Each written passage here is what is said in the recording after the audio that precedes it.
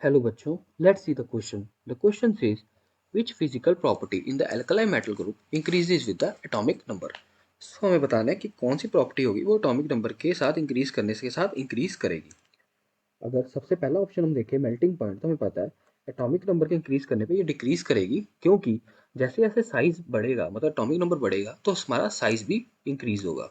Size increase होने के कारण हमारा जो स्ट्रक्चर होगा एलिमेंट का वो बहुत ही लेस कॉम्पैक्ट होगा।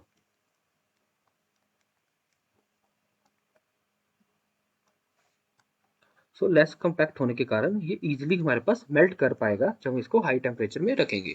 सो ए ऑप्शन गलत होगा।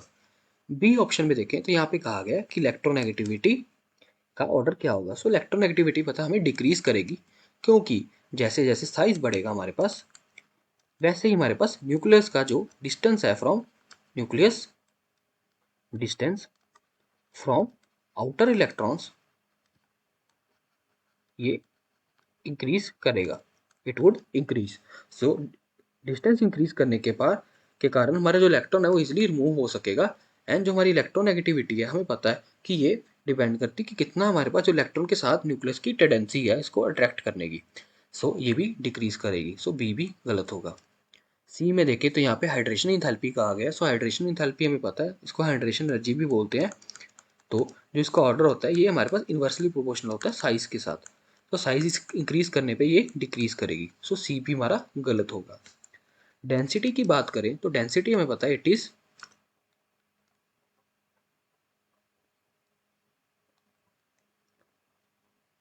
Density is mass by volume.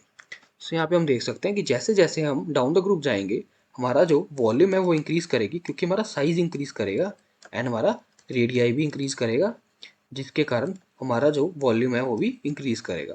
But यहाँ पे एक और प्रॉब्लम आ सकती है कि जैसे हमारा मास भी है वो भी इंक्रीज कर रहा है डाउन द ग्रुप।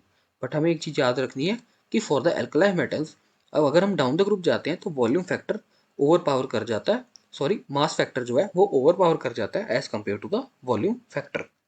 सो हमारी जो डेंसिटी है वो ओवरऑल इंक्रीज करेगी। सो अगर हम अपने ऑप्शंस देखें तो हमारा डी ऑप्शन बिल्कुल करेक्ट होगा। So I hope you understood it well. Best of luck.